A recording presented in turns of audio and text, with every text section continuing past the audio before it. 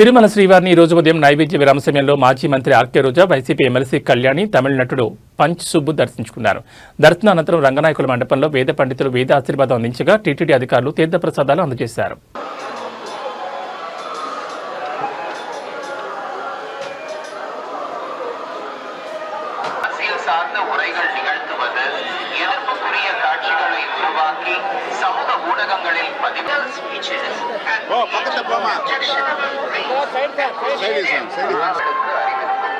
திருமலையில் அரசியல் சார்ந்த உரைகள் நிகழ்த்துவது, எதிர்ப்புக்குரிய கவிடுவது கடுமையாக தடை செய்யப்பட்டுள்ளது. விதிமுறைகளை மீறினால் சட்டப்படி நடவடிக்கை எடுக்கப்படும் என திருமலை திருப்பதி தேவஸ்தானம்